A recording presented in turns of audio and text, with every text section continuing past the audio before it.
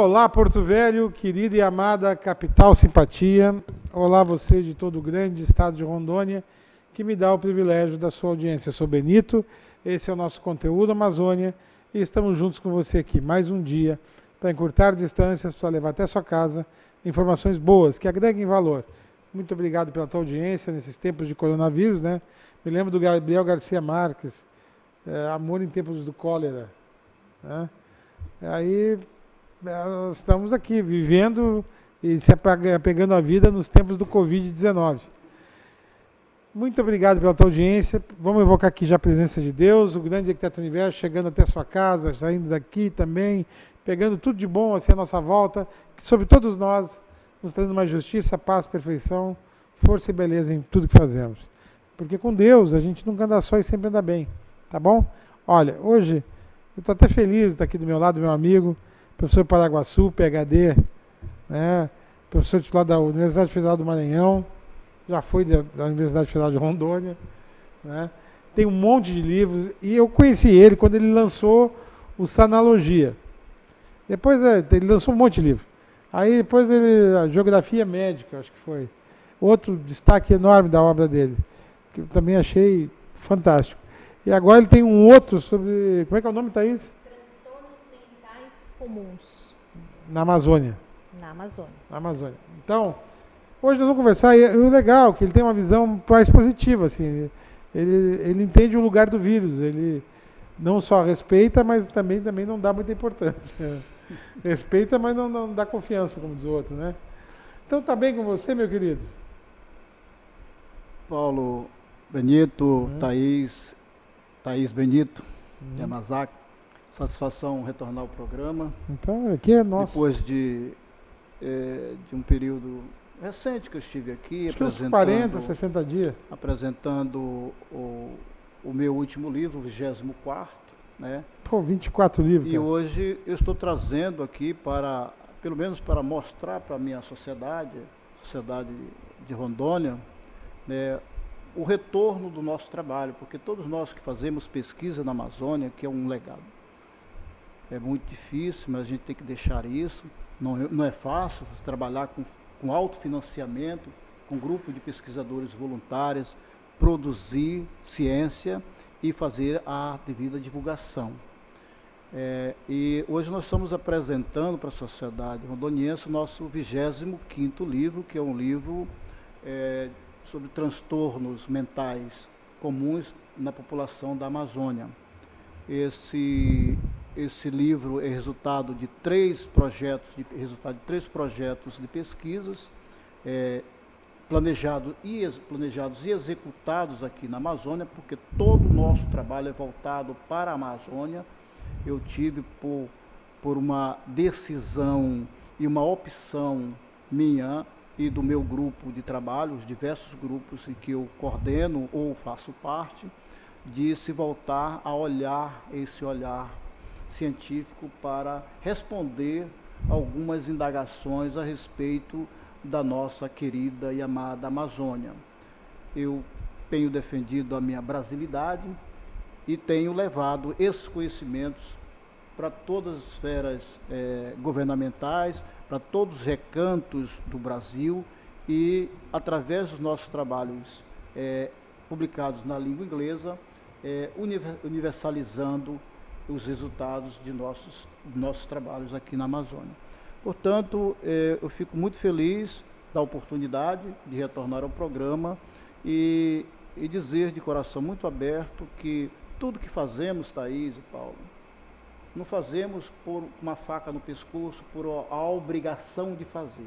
Nós fazemos porque eu entendo que nós devemos, quando e vez, assumir essa responsabilidade como um dever de dar resposta à nossa sociedade. De tantas perguntas que são feitas, inclusive por todos esses momentos que passamos e que a população às vezes fica desesperada pedindo uma resposta, e essas respostas vêm das mais diversas maneiras, né?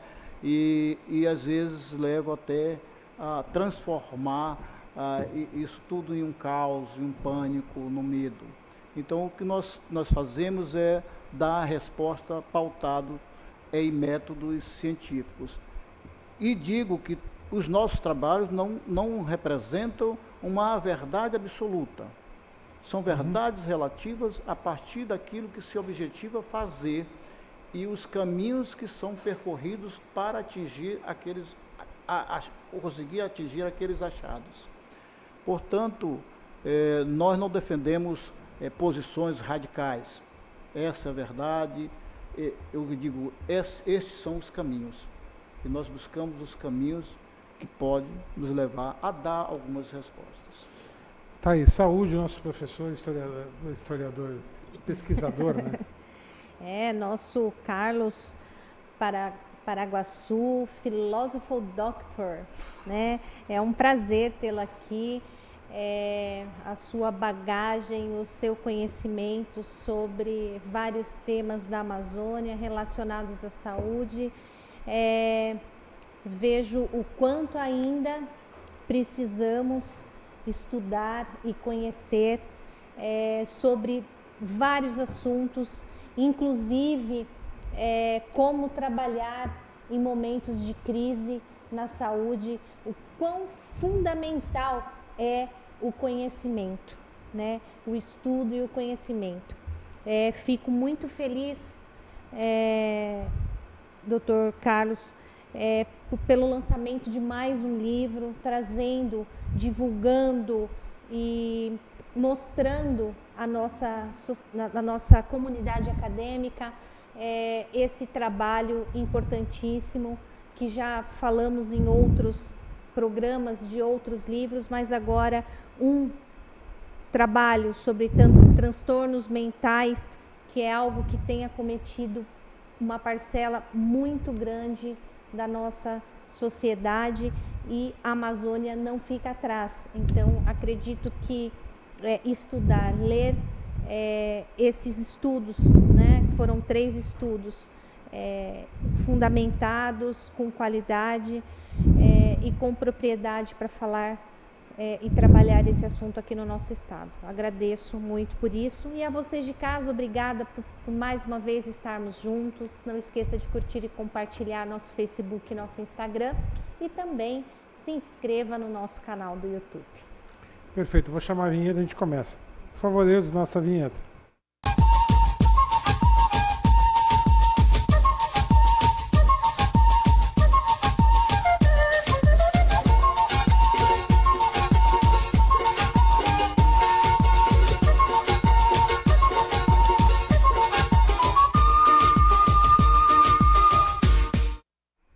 Bom, eu vou começar, aí eu vou fazer a primeira pergunta, e aí eu vou entregar tudo para a nossa pesquisadora de plantão aqui, tá? Me mostra a foto do livro dele, que está em inglês. Tá? Vai ter uma tradução depois ou não? Desse livro? Só se houver demanda. Tá bom, aí vamos ver, né? Mostra a foto para nós aí, Eudes. Vamos ver. Aí, estudos comentados, né? Não, estudos transtornos mentais comuns na Amazônia brasileira. Isso. O comum é... Aí eu entendi que... Comuns. Comuns, eu entendi outra coisa. Os desordens são transtornos. Transtornos. Então tá, agora o senhor pode falar um pouco desse livro que vai chegar até nós aqui? Pois não, Paulo. Esse é um novo trabalho, é um trabalho que compõe-se de 3 capítulos. Esses capítulos originalmente já tinham sido publicados também na língua inglesa. Nós fizemos o aprimoramento, ou seja, fizemos as atualizações, porque o objetivo primordial era conhecer um pouco do que nós chamamos empiricamente de doenças invisíveis. Então, só para citar um exemplo, quando ocorreu a enchente de 2014, milhares de pessoas foram vitimadas com aquele, vou falar de fenômeno natural ou fenômeno social. Ainda não se tem uma explicação muito bem científica definida, né, das suas causalidades. Porém, aquela população vitimada sofreu impactos impactos econômicos, impactos sociais, impactos das relações comportamentais e etc. E, a priori, o que se imaginava, e os estudos se voltaram para as doenças infecto-contagiosas e outros tipos de patologias. Nós começamos a observar nos locais de concentração, nas campanhas, nos lugares onde essas pessoas foram realocadas, né, os tipos de comportamentos, tanto de crianças, adultos, mulheres, jovens, idosos, etc. E nós utilizamos nesse estudo e nos demais estudos que estamos aplicando na Amazônia, um instrumento científico consagrado, que chama-se SQR20, com as devidas adaptações para os nossos estudos, e aplicamos esse instrumento, que é um instrumento de autorrelato, para verificar alguns distúrbios psíquicos menores, não psicóticos, nesses grupos humanos. Então, nós estamos popularizando um instrumento que é de fácil acesso, já existe ele traduzido para o português, validado no Brasil, validado com as suas adaptações para realidades distintas dos tantos Brasis e de tantas realidades diferentes, em contextos sociais tão distintos, e é de fácil manuseio. Uma pessoa não precisa ser um psicólogo, um psiquiatra, ou uma pessoa com doutorado ou mestrado para fazer a aplicação. Basta que ele seja treinado, porque é uma aplicação de um instrumento de autorrelato, ou seja, o próprio sujeito da pesquisa, ele vai relatar de acordo com o instrumento, as perguntas inseridas nesse instrumento de pesquisa. Naturalmente, nós fazemos uma análise muito apurada, fazendo cruzamento de todos os autorrelatos para eliminar aquelas suspeitas, os equívocos que existem em termos de respostas, e aí nós fazemos o que nós chamamos de polimento, o polimento dos dados, e transformamos os dados em informações, porque são dados que nós chamamos, o dado é um elemento bruto, as informações já são os dados trabalhados, descritos. Então, nós trabalhamos com dados e informações. A partir dos dados e informações, nós fazemos uma análise com outros instrumentos consagrados para obtenção dos nossos achados, nossos resultados. Daí, sim, nós aplicamos uma linguagem científica, que a linguagem científica é a linguagem, Thaís, é a linguagem mais simples possível, mais direta, mais objetiva. Não tem muito rodeio. Você achou uma coisa, então você tenta explicar a razão, o porquê daquele achado. É uma questão da sensibilidade do pesquisador, da sua imparcialidade, da leitura e compreensão que ele tem sobre o tema. Então, a partir desse conjunto de variáveis, de situações, é que ele pode redigir um texto e dizer que os achados, a partir dos seus objetivos estabelecidos, foram aqueles por esta ou por aquela razão. Por isso, quando eu falei no início que não existe verdade absoluta, porque nós respondemos os nossos objetivos, os objetivos estabelecidos no nosso planejamento, que é, no caso de uma investigação científica, o nosso projeto, o projeto de investigação científica. Então, a popularização desse instrumento, graças a Deus, tem sido muito aceito. Nós estamos agora, neste momento, em tempos difíceis, né, de confinamento, de isolamento social. Nós estamos reaplicando um instrumento mais aprimorado ainda, uma adaptação para um contexto momentâneo, através primeiramente do treinamento de alguns voluntários em diversas regiões do Brasil. Então, hoje nós temos já alguns resultados encontrados no Rio de Janeiro, região Sudeste, no Maranhão, região Nordeste, e na região Norte, em Porto Velho, na região de fronteira, e em Manaus.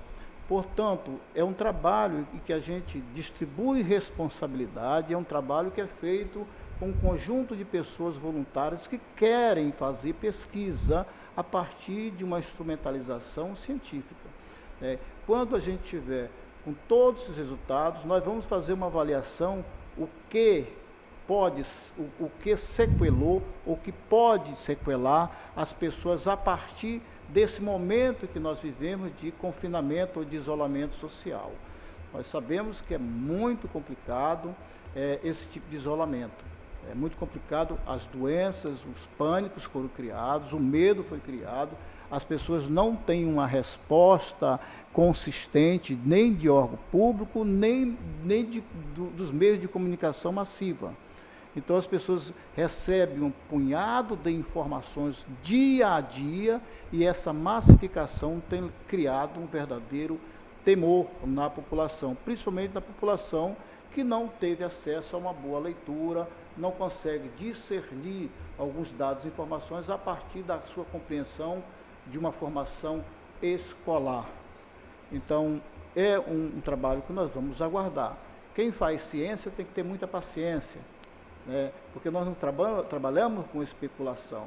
Nós vamos aguardar esses resultados, vamos mensurar, vamos trabalhar com todas essas diversas realidades, para depois sim, a partir de diversos ensaios metodológicos, com diversos métodos consagrados, a gente chegar a um ponto de apresentar para a sociedade. E como apresentar para a sociedade esses resultados? Nós não podemos, de supetão, dizer, olha, você está na fila aqui, você está sujeito a ser vitimado, ou a morrer, ou etc, etc. Então nós temos que usar a linguagem ideal, o momento certo, a forma certa, a metodologia adequada para popularizar o conhecimento científico. Mesmo porque a população, de uma maneira em geral, não tem acesso ao conhecimento científico, a não ser quando ela é transformada numa linguagem, às vezes, jornalística ou numa linguagem empírica, e ela é repassada para um número muito considerável da população. É isso. Professor, nesse estudo do 25º livro dos transtornos mentais comuns, quais foram os principais pontos encontrados e que a gente poderia falar numa linguagem mais popular para que as pessoas que estão nos assistindo entendam o resultado dessa pesquisa? Pois bem, esse instrumento que foi utilizado, ou esse método, que é um teste, né? Ele é dividido em 5 fatores. O primeiro fator chama-se frequência relativa à diminuição da energia vital. Cada fator tem uma série de variáveis, o que a gente vai dizer numa linguagem comum, uma série de perguntas que consagradamente se enquadram dentro daqueles sintomas. Eu diria, por exemplo, nessa frequência relativa ao fator 1, uma das perguntas é: você se sente cansado o tempo todo? Você se cansa com facilidade? Você tem dificuldade para o exercício do seu trabalho? Naquele momento que ele está passando por aquele trauma. É só exemplo de pergunta. Nos sintomas sintomáticos, ou sintomas somáticos, por exemplo, se você tem dores de cabeça frequentemente. Tem pessoas que dizem, todo dia tem uma dor de cabeça. Se você tem sensações desagradáveis no estômago, se você tem má digestão, às vezes falta de apetite. Então, uma série de variáveis que constam ou compõem cada fator, e isso é perguntado de forma objetiva. Objetivamente é sim ou não. Por isso que depois que nós... São perguntas fechadas. Fechadas. Após a aplicação deste instrumento, nós aplicamos o segundo instrumento, que é de observação, com as perguntas abertas. Já não é mais o SQR-20, são perguntas subjetivas, dando a opção para uma análise. A partir de 10 termos que se relacionam com a possível resposta, para verificar se naqueles 10 termos o entrevistado, a pessoa que pode estar sendo vitimada por esse tipo de desagravo à sua saúde, de agravo à sua saúde, ela vai responder. Então, nós trabalhamos com uma combinação de métodos para ter um achado. Não é tão somente eu pergunto e você me responde e isso é uma verdade. Não é, porque nós podemos mudar, dependendo do nosso estado moral, dependendo do momento em que vivemos, mudar as nossas respostas.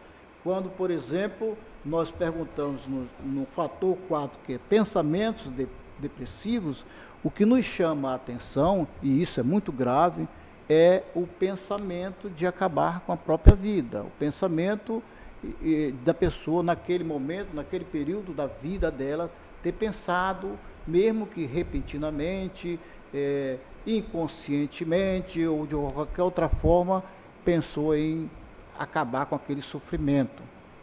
Então, nós temos avaliado todas essas variáveis dentro desses fatores, as frequências de fatores, e temos um resultado comum. Porém, nós temos os resultados por sintomas. Tem pessoas que estão muito bem em determinado fator, responde muito bem, mas em outros fatores elas estão muito mal. Mas na combinação desses cinco fatores, ela pode ter uma resposta negativa. É uma preocupação que nós temos. Quando nós temos essas respostas, por isso que eu digo que isso é um teste de triagem. Nós não temos a resposta absoluta. Nós podemos fazer o trabalho preventivo, de fazer um encaminhamento ou de assistência, o encaminhamento para os devidos profissionais habilitados, conforme o caso. Nós já fizemos trabalho como esse com profissionais do sistema prisional, com profissionais, professores que vivem sob pressão, que reclamam do salário, que tem problemas familiares, que sofre problema no trânsito, que tem uma formação discutível, que não consegue se atualizar, enfim, nós fizemos com profissionais policiais das mais diversas modalidades, profissionais que trabalham no sistema financeiro, profissionais da saúde. Então, nós popularizamos e validamos o instrumento com diversos estudos científicos, aplicando em diversos grupos humanos. Aí pode-se dizer até, Paulo, esse trabalho não é saúde do trabalhador? Poderia ser, mas a abordagem que nós fazemos, e o Paulo sabe disso, é a abordagem a partir da sanologia, que foi um dos nossos primeiros livros, o primeiro livro que eu apresentei no programa do Paulo, há quase 20 anos atrás, da qual nós mostramos que nós deveríamos estar preocupados com a saúde, não com a doença. Quem tá doente precisa de tratamento, mas nós podemos fazer a manutenção, a preservação da nossa saúde. E esse complexo exercício da geografia médica, que não vê só o lado médico ou o lado científico. Nós fazemos uma abordagem interdisciplinar, aonde não tem o criador, não pode estar dissociado da criatura, né? O fenômeno não está dissociado de outro, ele pode ser até distinto, mas todos os fatos que ocorrem na humanidade, todas as endemias, pandemias, epidemias, etc., todas elas não podem ser olhado, analisado apenas pelo prisma da ciência. Existe um contexto em qual ela está inserida. Então, nós devemos fazer um exercício complexo, difícil, para ter uma resposta mais ou menos tranquila, no sentido de não pecarmos, de puxarmos para o lado econômico, social, político, ideológico, ou científico, ou da doença ou da saúde. Então, é um exercício complexo, por isso que nós utilizamos diversas ferramentas científicas para ver qual é a melhor, qual é aquela que se adapta melhor, aquela que nós podemos modificar, temos autorização para adaptar para aquela realidade. Então, esse é o que difere o nosso trabalho de outros trabalhos empíricos que são publicados como trabalhos científicos, porque nós utilizamos o coração, que é o método que dá sustentação científica a qualquer achado. Tá, agora eu vou chamar rapidamente o intervalo comercial, na volta só vamos falar do lançamento do livro, quando vai ser, tá bom? Beleza. O jogo rápido é no ar. Vou tocar.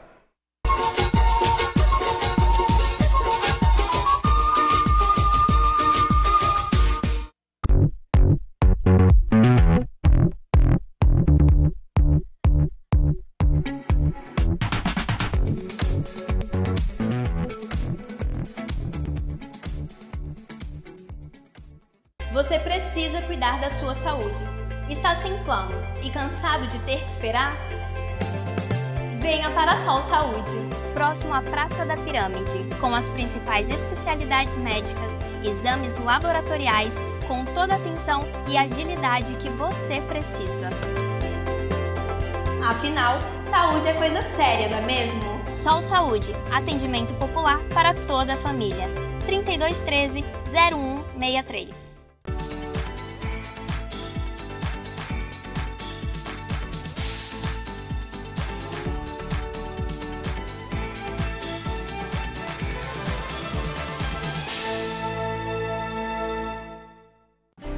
O que eu procurei?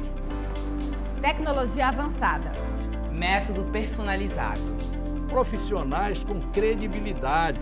Hospital de Olhos Veloso, o maior centro oftalmológico da região. Há mais de 3 décadas investindo em profissionais, estrutura e inovação em Rondônia. O objetivo é a qualidade de vida de seus pacientes. Diagnóstico e tratamento com excelência. E você? O que você está procurando? Hospital de Olhos Veloso.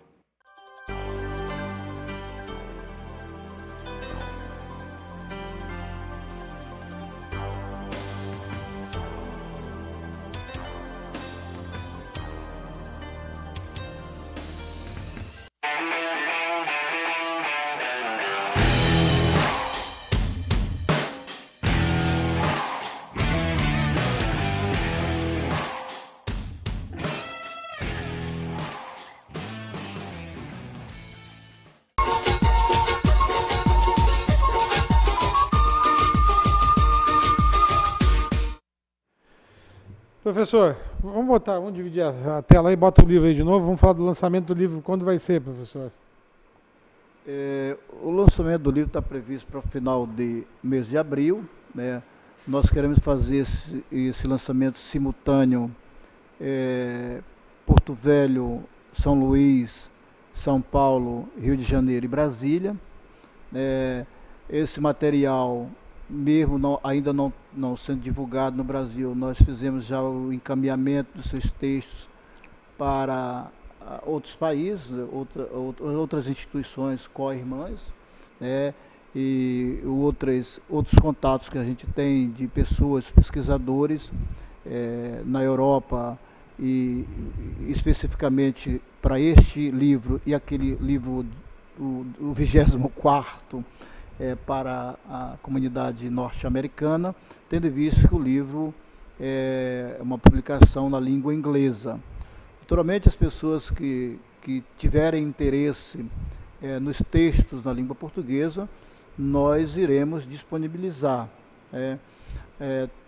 Nós não disponibilizamos ainda, Paulo, tendo em vista que esse é um livro impresso, e a partir do momento que você dá publicidade de forma gratuita aos textos do livro na língua portuguesa, naturalmente a editora vai passar por necessidade, porque o nosso trabalho é um trabalho gratuito. Nós não fazemos livros para vender, tá? Todos os frutos desses trabalhos, eles são destinados a aplicação para novas pesquisas, porque todas as nossas pesquisas são autossustentáveis, são autofinanciadas. Então nós fazemos um trabalho, vendemos o almoço para comprar a janta. Então o que resultar se tiver resultados financeiros desses trabalhos, nós já iremos iniciar imediatamente o próximo projeto de pesquisa. Nós temos hoje 5 projetos de pesquisas em andamento autofinanciados. Tá bom, professor. Muito obrigado aí pela sua presença aqui hoje. Mas, assim, você é nosso convidado para frequentemente estar aqui para falar desse aprofundamento dessa pesquisa nessa área tão importante. Tá bom? Muito obrigado pela sua presença aqui. Thaís, por favor, se despeça do professor. Dr. Carlos Paraguaçu, mais uma vez obrigada, gratidão pela sua contribuição nessa linha de pesquisa e a vocês de casa até o próximo programa. Bom, e por hoje é só, pessoal. Que o grande arquiteto universo continue descobrindo a todos com sua luz, sua vida, seu amor, e eu te encontro aqui com certeza num próximo programa. Foi um privilégio ter estado com vocês. Até lá.